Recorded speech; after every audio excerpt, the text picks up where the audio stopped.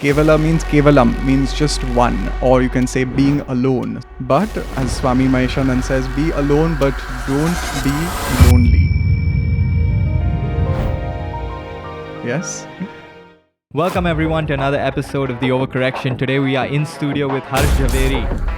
He has a master's in yoga from the Kaivalya Dham Institute. Yoga is a moksha shastra, and in its pursuit of moksha, it not only takes you to moksha but integrates all the other three pursuits of life, which is Human evolution has the ability to attain nirvana. I don't know if this is bro yoga that I've heard. Do yoga pants need to be as tight as they are? I need your professional opinion. I think modern yoga practice demands much more from the physical body as well. Doing those is also yoga, but being fixated only on that, Maybe a little counter to yoga. Some people who, really believe in Nazar, they're all over social media. And I was like, wouldn't this be like Nazar Central? So yoga is also a method of protection. So yoga sanhana upaya. So sanhana means Welcome everyone to another episode of The Overcorrection. Today we are in studio with Jhaveri. He is a yoga practitioner. He has a master's in yoga from the Kaivalya Dham Institute, and he has also co-founded the Yoga Education Collective with Mr. Robert Moses and Mr. Eddie Stern. yes. He is also a very old friend of mine who I've had the pleasure of knowing from his pre-yoga days. All fun times, which we will not be talking about on this podcast. The first thing I wanted to talk about, because I was reading about one of the mission statements per se of the collective. And it says that you all are looking to preserve traditional yoga practices in a modern world. Now, that segues perfectly into one of the main things I wanted to talk to you about, which is yoga sort of a luxury for certain people in today's day and age? And when I say that, let me qualify that. I mean that spirituality in general, is that something that people can only aspire for after their basic needs are met?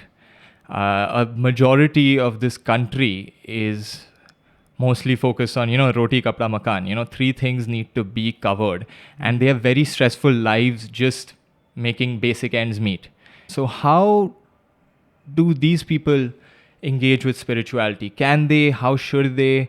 So definitely it is for everyone. It is for the common man. It is for the luxurious man, whoever it is for.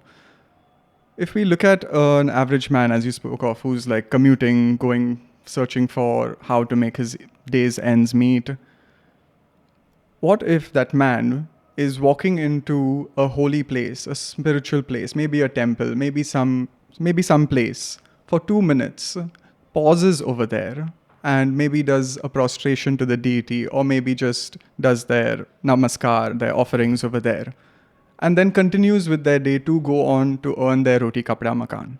And on the way back, again steps in there and does the same thing, and then continues to go home.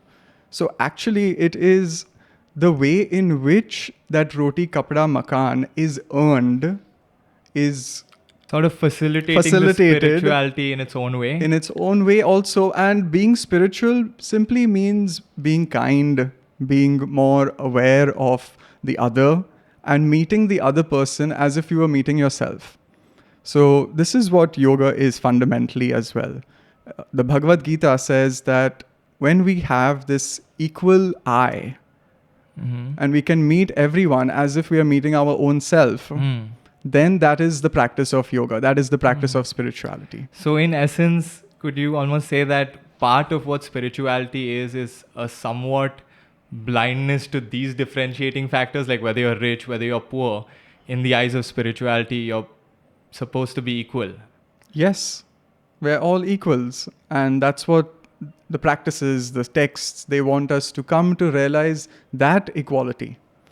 Samatvam yoga uchyate is one of the quotes, the phrases from the Bhagavad Gita again. And samatvam means balance as well. Samatvam means equalness as well. So we are all on the same ground. It's like being in a pool. We're all swimming. Maybe someone is swimming a little ahead. Maybe someone is swimming a little behind. But we're all in the same water. We're all going to the same end. and we're all doing the same thing. We're swimming. Maybe someone's got a different stroke. Yeah. Yeah. I like So- that. So in fact, one time when I was at work, a colleague of ours had asked for off on like some puja was there, and my boss was like, "Look, we all want to be there for pujas and stuff like that, but तुम्हारा काम ही तुम्हारा धर्म है."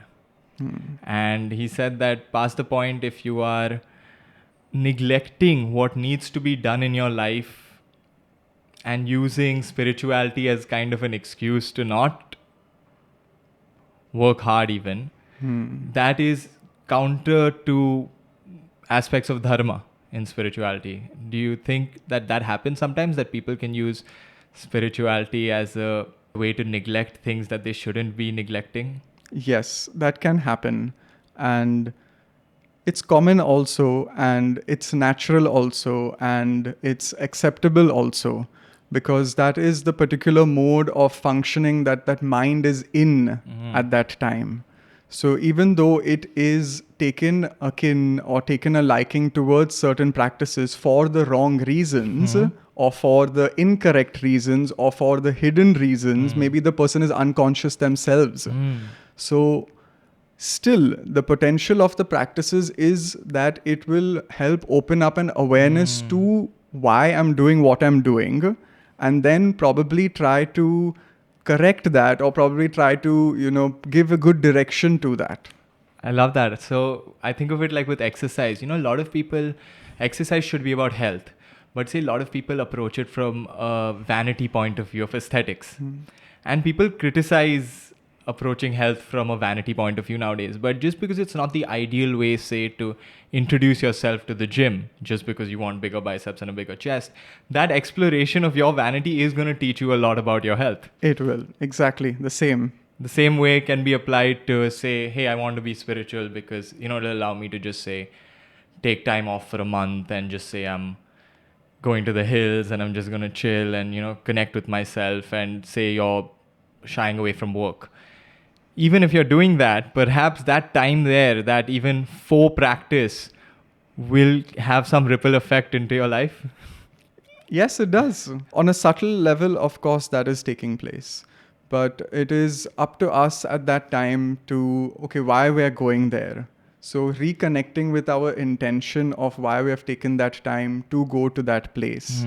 Because again, we are actually, even when we go there, we are coming back to ourselves only, which is even when we are here. So if you think that being in another place is going to solve or, try to help you in some way of whatever's going on situation in your life, that if I'm there, then I will feel better. But there, you're actually going to be in the same position which you are here, which is with your own mind body. Maybe over there, the environment is different. So your way of investigation, of understanding is slightly different. Yeah, and maybe you'll go there and feel exactly the same. And that's the awakening you needed. To say that, hey, I went there and I felt as shitty as I did at my corporate job. Or maybe worse. Or maybe worse. Yeah, that's so. I think a lot of people don't even consider that. I didn't even consider that, people might realize how much they liked their job.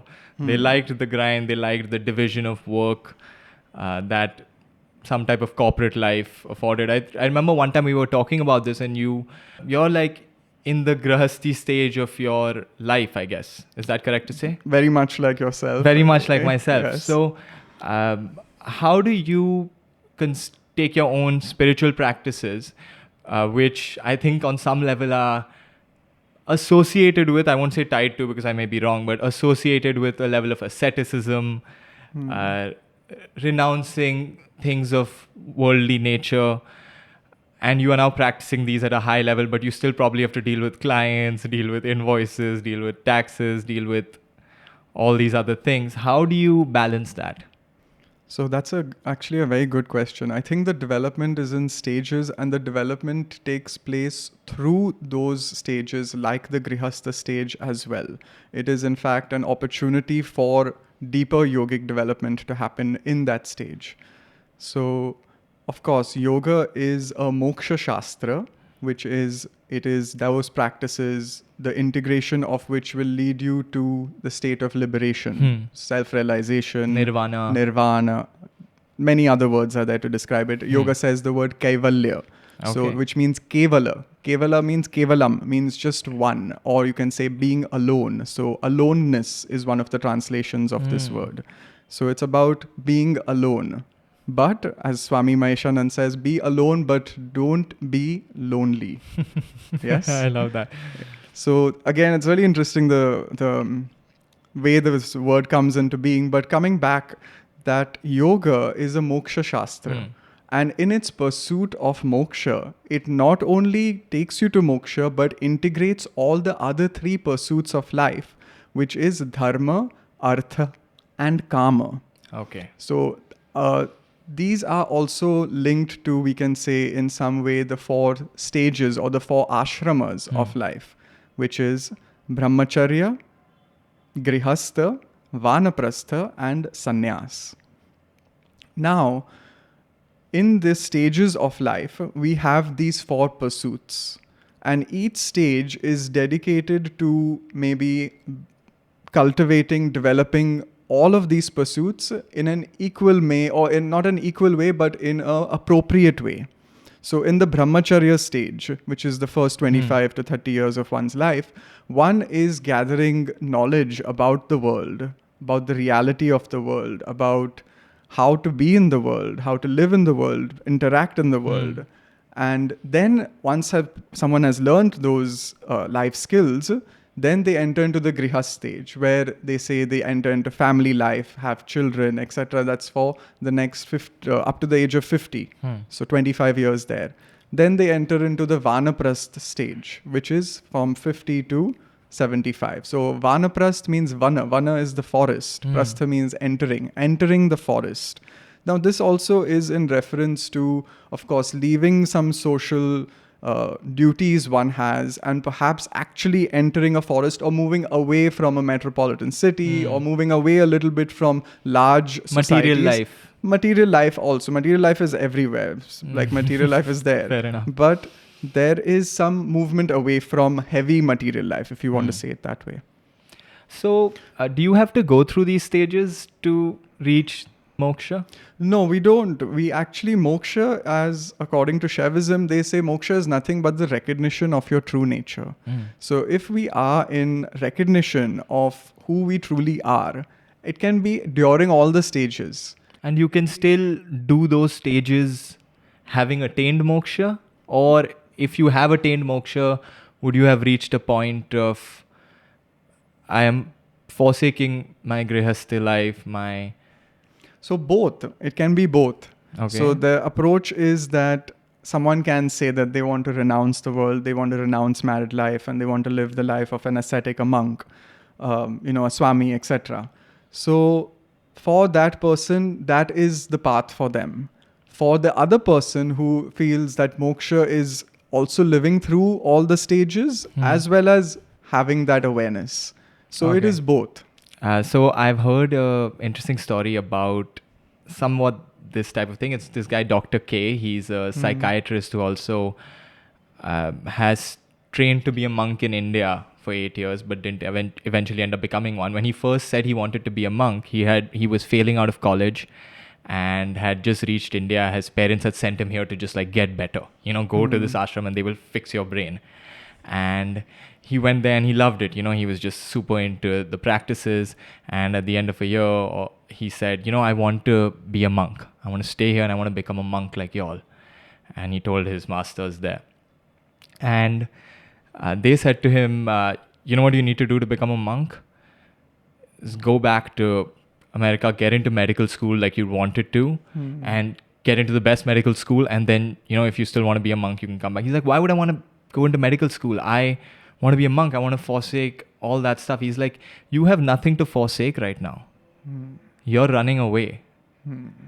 You need to have something to give up, to give it up, which is where I can kind of see why maybe there's an element of having to work for something, to feel what it is to achieve something, to then give it up, versus never having had anything to give up in the first place.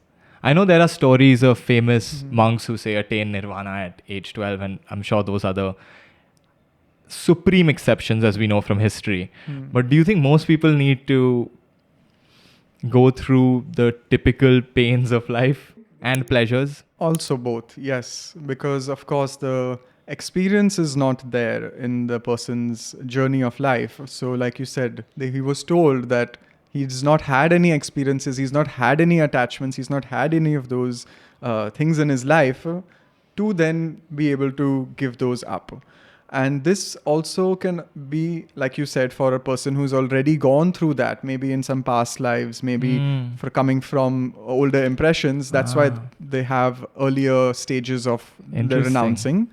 But the stage of renouncing or the feeling of renunciation is present in each one of us.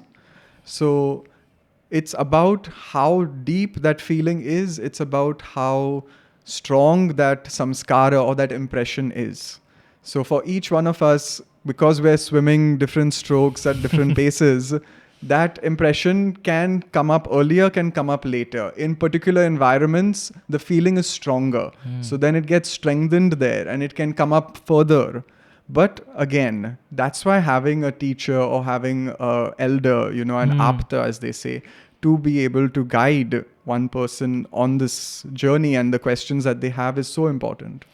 Okay, man, I have to ask you about, I don't want to make it sound too woo-woo about this past life stuff, but I have heard this thing kind of related to what we just spoke about, which is that of the karmic evolution, the human evolution is the pivotal one, that is any human has the ability to attain nirvana, after which you break out of this karmic cycle. I don't know if this is bro yoga that I've heard. After bro lifting now, today's guys are all about bro yoga. So I don't know if this is just just random facts, but it's the idea. It's almost it's a very optimistic idea that, hey, look, if you are born with your karma as a human, you are already pretty high up karmically. Like you have a mind that can start understanding consciousness and particularly possibly reach a state of nirvana, and animals can't do this. Is there any validity to this thing about humans being a stage in your karmic growth? Evolution, yes. There is many references to this. And Adi Shankaracharya also, the great Advaita Vedantin, speaks of this. Okay. And he says, I think it's in Viveka Chudamani, where he says that we have this evolution and we have this gift of being able to self-recognition, to have self-awareness, which may or may not be present in other beings.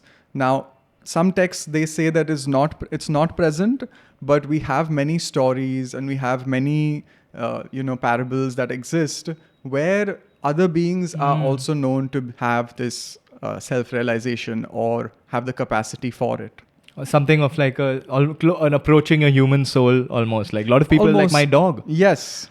For people who tell me my dog and me don't have like a personal connection, they're wrong. Like I know this in my heart. Yes. And that must come from some semblance of a soul that can communicate with mine.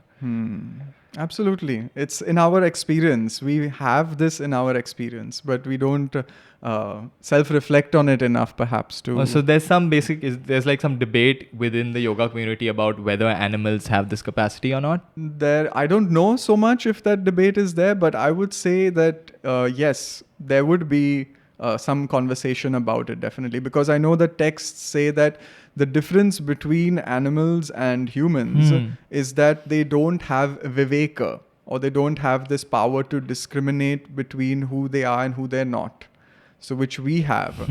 And you just said that we are as humans in the stage of evolution, but humans have the capacity to divinize themselves or to divinize their life. And that's how man becomes God, in a way to say like that, or the human becomes divine, or is embodying more of the divine. And this is depicted again in so many different ways, the Dasha Avatara as well, which is the 10 avatars of Lord Vishnu. It starts from the Matsya, which is from the water, and then finally reaches the stage of Kalki, which is the avatar yet to come in Kali Yuga. But before that is the stage of Krishna, and the stage of when Krishna came.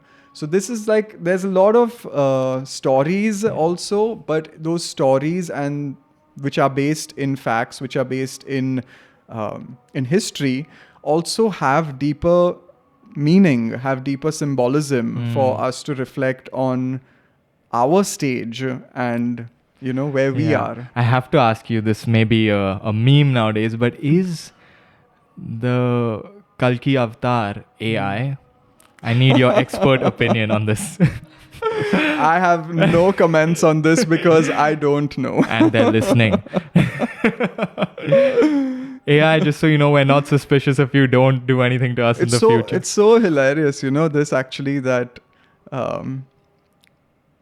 AI also, you know, just the word, if we go on sound, you know, because Sanskrit is about sound, and it's a deep communication that takes like place Om through is sound. a sound. Om, of course. But AI, like, you know, we say A and then we say I, and we write the letters capital A, capital I, or AI. And I, that's I ki matra, you know, in Sanskrit, or it's like a I. So it's that sound vibration that is now taken a forefront, and what we refer to as so much more what AI is, it's a sound. And it's picking up on that sound, as you said, you know. What they're does that listening sound to us. represent? I, is it like mother? Like I or don't know, something like but that? it will have some. I don't know right now what it is, but I know that we can look this up and it'll be there. Yeah. So it's so interesting to have that as a way to investigate into what AI is and what it like is. a completely different point of view. Another thing that comes to me is about Kalki and AI that you said. It's so interesting that they depict Kalki ji as basically on a white horse, and a person sitting on the horse. Now, there is an image that I have seen in the past where there is a robot sitting on a horse as depicted as Kalki. So now this is something, but I have tried to find such an image and I have not found it. It's probably an AI generated image From that my they past. put out there from your past. That is already there for me or to you look saw at. it in a past life and you're remembering it now. Man, but anyways, getting back to some problems that AI is yet to fix. I actually asked you earlier about what Ayurveda has to say about mental health problems like depression and anxiety, and you said, hey, listen, I'm not an expert on Ayurveda, but I can tell you what yoga has to say about these issues. So first, could you do a quick distinction? Is Ayurveda a subset of yoga? No. Okay. They're completely different sciences, and their approaches are, they meet at many places as well. Ayurveda is actually an Upaveda. Upaveda is basically a subset of the Vedas. They're like, they go complementary to particular Vedas. So Ayurveda is an Upaveda of the Atharva Veda. And yoga is a darshana. So Ayurveda, Ayu is life and Veda is knowledge. So it's knowledge on life or how to live one's life. Okay. And yoga is a darshana. Darshana means a way to perceive, a way to, like, you know the word darshana, right? Like we are having each other's darshan right now. Or you say you go to the temple to have the darshan of the deity. Or many other different ways we use this just generally, you know.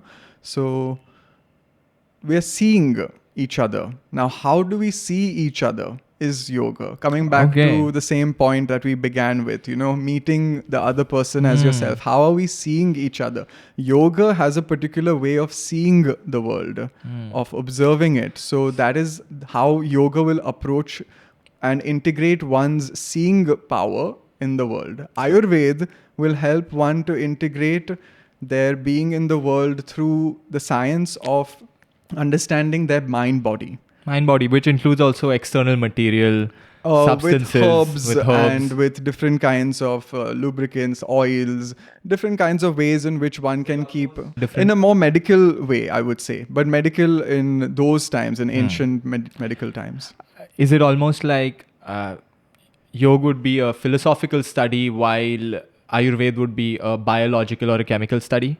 You can say that also, but it doesn't limit Ayurveda to only that, because in the deeper parts of Ayurveda, we have much said about mental health, about spiritual health, etc. Okay.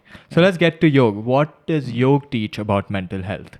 I always bring up depression and anxiety because they're the two most prevalent ones today. And that people have sort of this idea that, there's crazy levels of depression and anxiety today. And it could be true compared to before, but it's also not a new problem, considering that we have so many ancient texts that talk about these issues. Maybe not in these very words, but could you elucidate on that? So we have the Yoga Sutra, and this is the sutra text on Yoga Shastra, on Yoga Darshan. And in that text, Patanjali, the author, Maharshi Patanjali, he says that there are some obstacles on the path of yoga. Then he lists those obstacles. They're called antarayas. He says there are 9 of them. And along with these 9 obstacles, they are accompanied by 4 particular modes of behavior of that person. So those modes of behavior are basically defined as 4, and they are the Vikshepa Sahabhuvas, which is Dukkha, Daurmanasya, Angamejayatva, and Shvasa Prashvasa. So the first is Dukkha, which is basically, as we are describing, an uncomfortable place of being. Is it Dukkha? Am I tying it to depression here at all? Not tying into depression, but leading to depression. See, Kha means space and Du means not good. So being in a not good space means you're being sad, means you're being anxious also. Are these traits of people, or are they states in which people can be? These are states in which people enter into when they're faced with obstacles in their life. Got it. Yes. Okay, please continue. The second one is Daurmanasya, which is the state of depression, or perhaps leading to depression. Daurmanasya. Manas means the mind, and Daurmanas means not good mind. So that not good mind, which is caused due to afflictive reactions like being uncomfortable in the space, etc., leads to that depression, and that is accompanied also with a trembling in the limbs. So you might, of course, this is a trait of when people are anxious, they have some kind of trembling of the limbs or some shaking of the limbs. Restlessness is the Angamejayatva. The angas, the body limbs are moving. And also there is in the last one, Shvasa Prashvasa, which is basically the movement, the changes in the breath. So they describe this as maybe the breath becoming more intense or becomes very short also. And all of these are traits that we can see in anxious and depressed people. Depressed people, how is their breathing pattern? And that is also very much affected by their posture. So, you'll find them, closed up, or, that closed upness does not allow the breath to expand. So the breathing also pattern changes. So these are... states, anxiety and depression are states that accompany obstacles in one's path. Do the texts ever differentiate between depression and anxiety, or do they talk more in general terms of a state of mental unrest or unwellness? So we don't have the exact words. I would say maybe Daurmanasya would be the word for depression also. And otherwise in Ayurveda, in yoga, we don't have such as a particular translation. Like they give the symptoms, they give the different, the behavior that would probably be because of that feeling.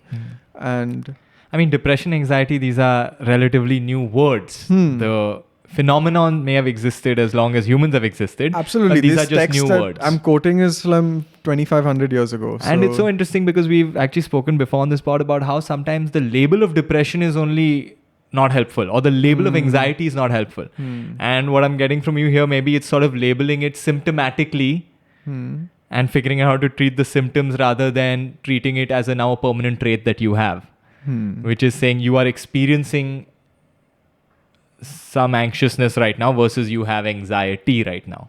And that's a very good way to put it, because the identity is the main factor there, is that you are experiencing that state or you are that state, in a way to say you are anxious. So yoga is making is bringing back the awareness to, yes, I'm experiencing that state, which is a result of a certain obstacle I perhaps have in my life. But how do I deal with that?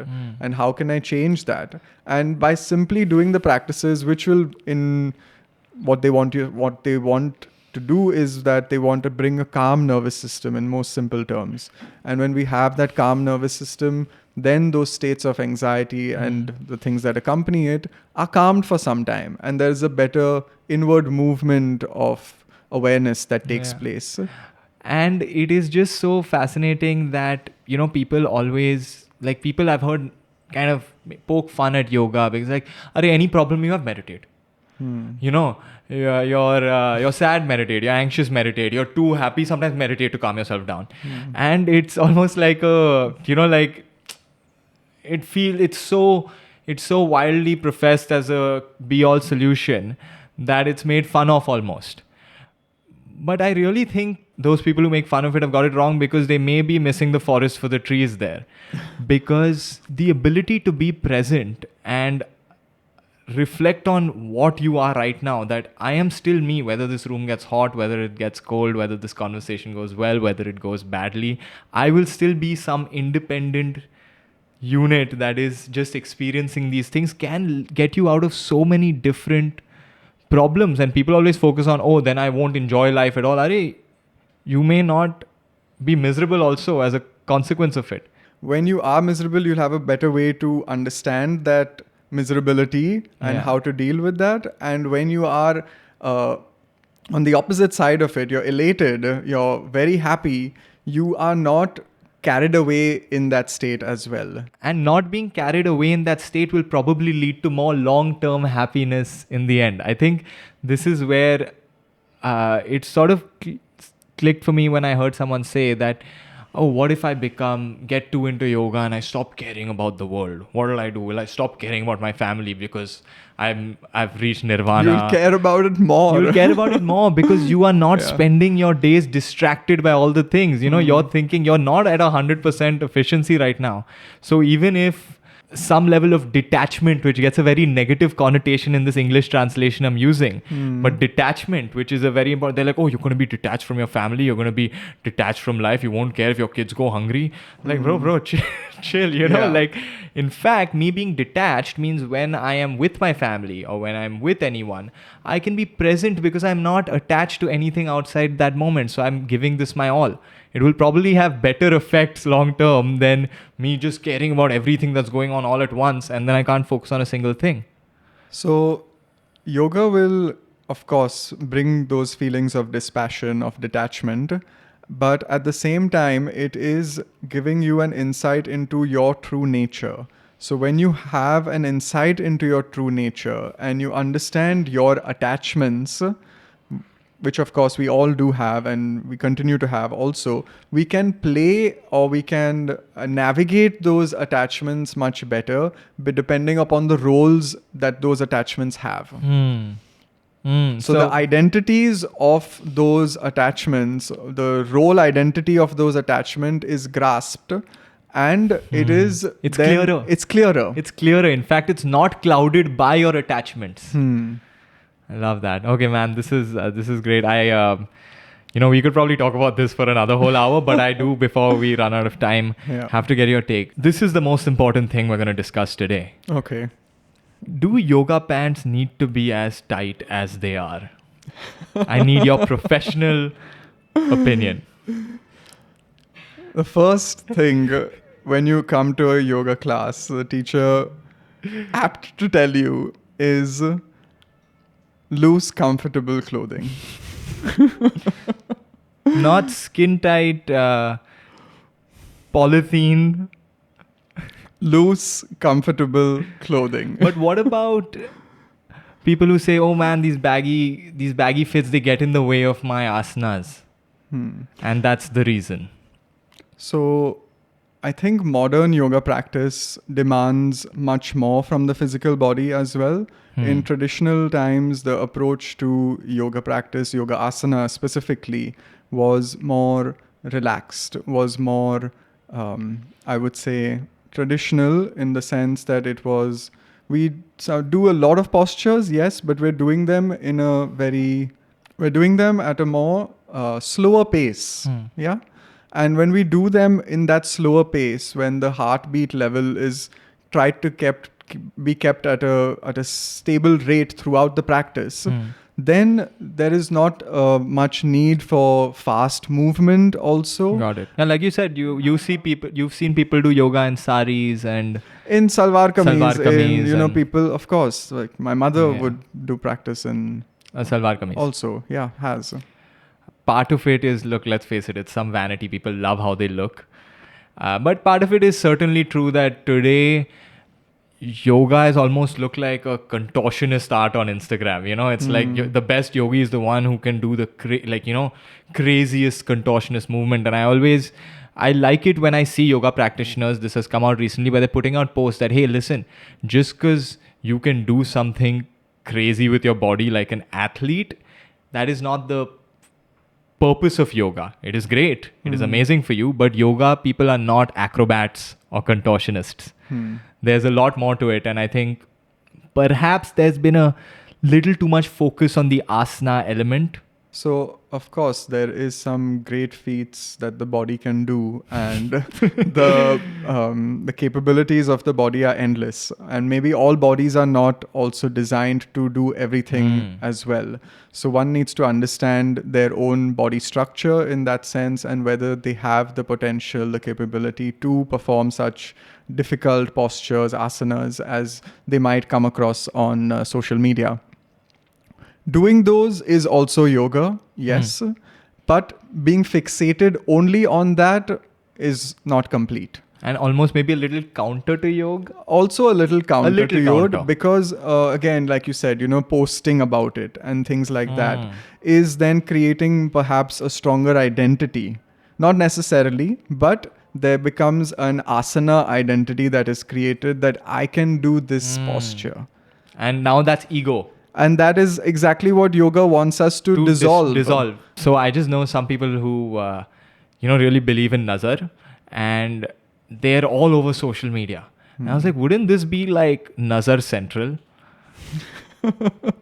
Like, yeah, you can do your, puja afterwards and stuff like that. But prevention is better than the cure. And I can't think of a place where if Nazar was like a real thing, that it could be exasperated more than you posting your life all over social media and all the amazing best parts.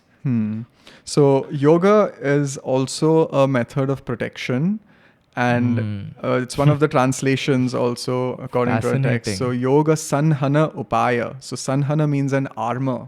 So it can be a central nazar, but at the same time it may not affect that particular person. It may also because of course thought vibration has effects, and maybe that plays out in a different way, but also that thought vibration can not affect another person, or that person may not enter into that vibration because of one's own self practice. Yeah, I actually completely agree, because I was like, man, if Nazar existed, thought vibration, great phrase that I did not think of.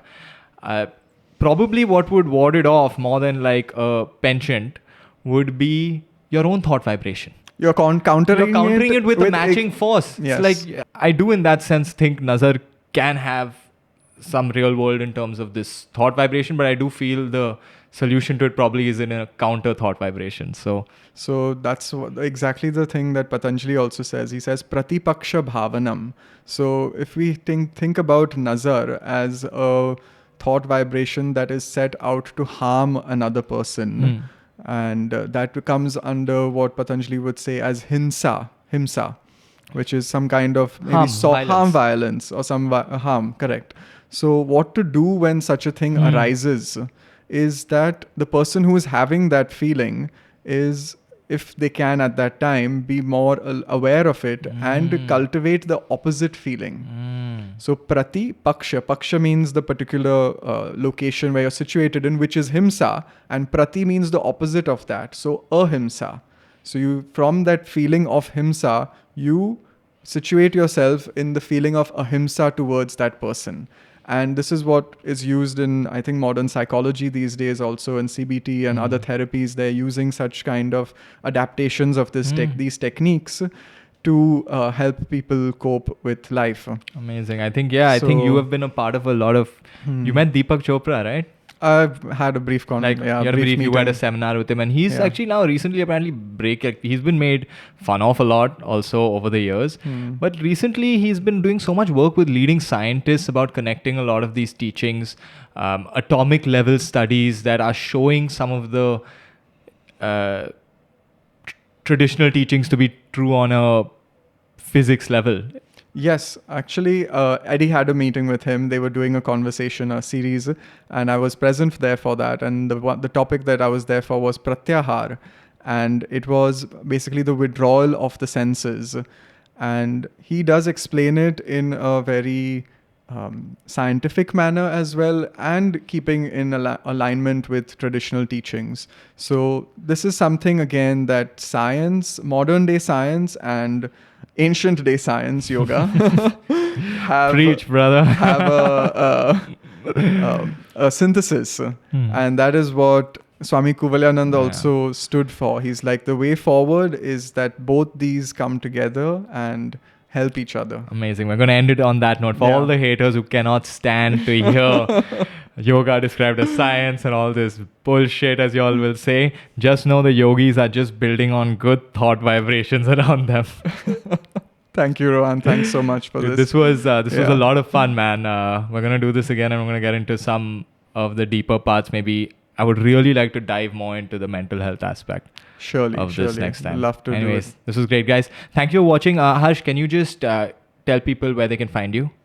Yeah, of course. You can find me in the Now. Yeah, that's his watch. We're going to take a photo and put that up. He's like, I was like, what time is this? And he just shows me his watch like he's been waiting for this question all day. And I was like, you fucking guy. Yes. But yeah, see, other than the Now, where can they find you? Because you are still in your grahas stage and need to, do the things that you need to do. You may not want to say, give out your social media handle. It's so anti-yogi, but that's the world we live in. Absolutely. Yes. So please do the... So you can find me on social media, on Instagram at @Yogatman. I'm also on LinkedIn, of course. I'm present. I'm not on Twitter. And the Yoga Education Collective has a website. Okay. So also, if you'd like to look up the Yoga Education Collective, it's yogaeducationcollective.com. We offer practices, teachings, courses on different yogic aspects and philosophy, pranayam, asana trainings. Lot is coming up as well. Superb. So looking forward to the new year. Yeah.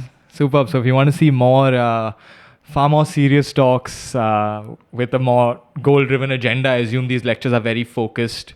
You can check those out over there. Thank you, Harshu, for coming into studio. And until next time, thank you for watching, everyone. Stay tuned for more.